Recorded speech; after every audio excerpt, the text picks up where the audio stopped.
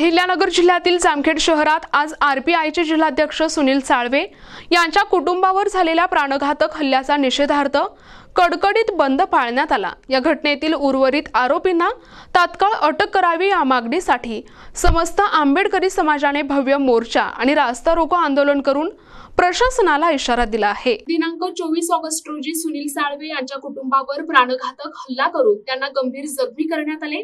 या प्रकरणी Jamkhed police station मध्ये जीवे मारण्याचा प्रयत्न आणि अॅट्रॉसिटी कायद्याअंतर्गत गुन्हा दाखल करण्यात आला। मात्र आतापर्यंत केवळ 6 आरोपींना अटक करण्यात आली।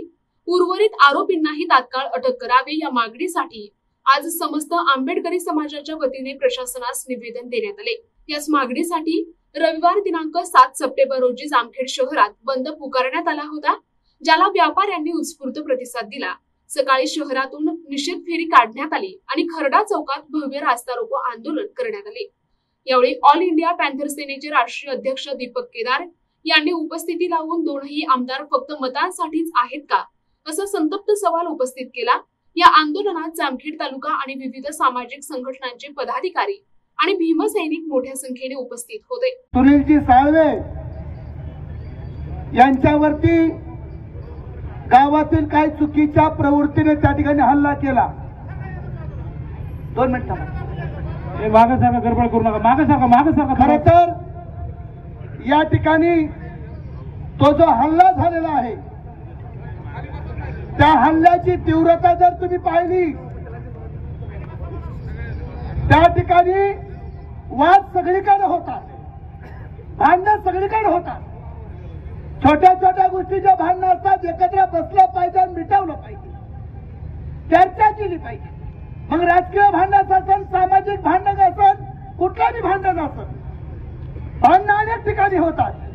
परंतु भांडणं झाल्यानंतर गावातल्या बुजुर्ग माणसांनी, समाजकारण राजकारण करणाऱ्या माणसांनी एकत्र येऊन त्या ठिकाणी ते भांडण मिटवलं पाहिजे। परंतु नांदच्या गावामध्ये वेगळी घटना घडली, भांडण झालं, भांडणाचं रूपांतर एवढ्या भयानक पद्धतीने झालं, पुरुषाला तर मारलंच मारलं, परंतु महिलांना देखील मारलं।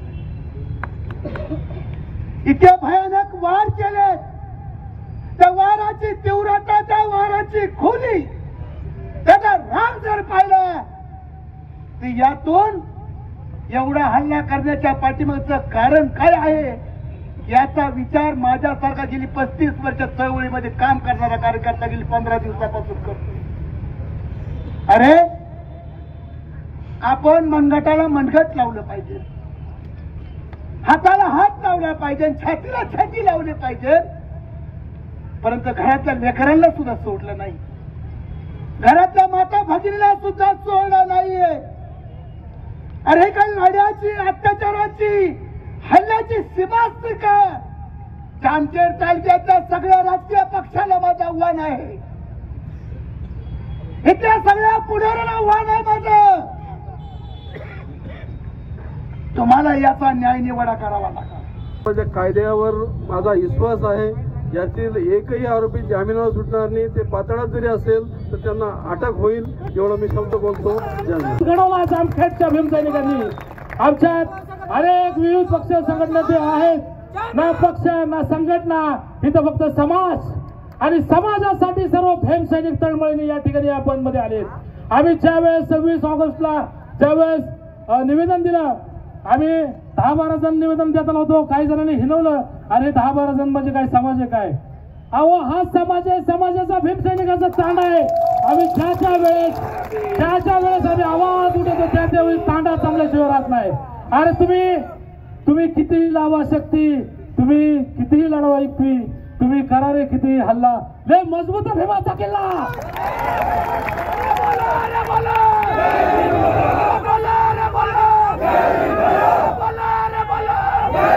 कारण निमंत्रण न देता या ठिकाणी भीमसैनिक आले। मी काल एका व्हिडिओ मध्ये सांगितलं की अधिकार की लड़ाई में निमंत्रण नहीं भेजे जाते, जिसका जमीर जिंदा है वो खुद समर्थन में आते हैं।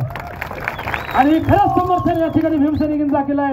हीच भीमसैनिकांची एक वज्रमूठ, एकजूट ती कायम राहील। कारण अध्यक्षांना मी सांगतो की ही जामखेडची माती वेळोवेळी जरी विविध गट पक्ष संघटना असले तरी वेळोवेळी भीमसैनिक निळ्या झेंड्याखाली एकत्र येऊन हा क्रांतीचा लढा पेटील्याशिवाय राहणार नाही. आता मी साळवे कुटुंबाच्या बाबतीत जी काय बोलायची आता पॅन्थरच बोलतील, मी काय जास्त बोलणार नाही. हा लढा त्यांच्या कुटुंबावरील लढा नाही, तर हा लढा समाजावरील लढा आहे, आंबेडकरी चळवळीवरील लढा आहे.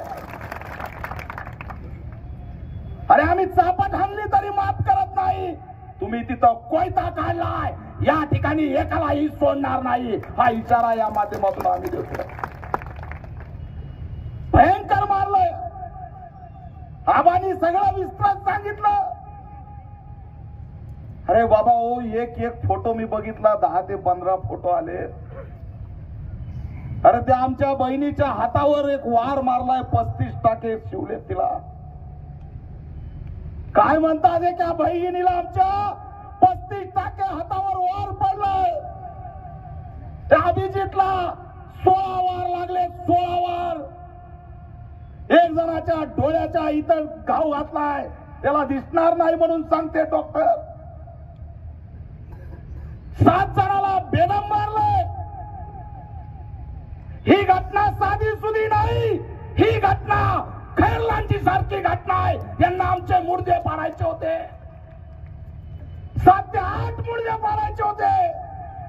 यांना वाटत असेल की हे जगलेत कसे, एवढं भयंकर मारण. हे टोळी कोण आहे, ही गँग कोण आहे, हे गुंड कोण आहेत? अरे तुमचा बाप इथं उभा आहे, गाडीत दम असेल तर या.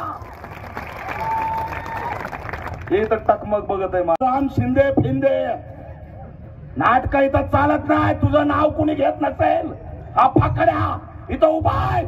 आमच्या माणसाच्या अंगावर वार झाले, कुणालाही सोडणार नाही. याला अक्कल पाहिजे, या राम शिंदेला अक्कल पाहिजे.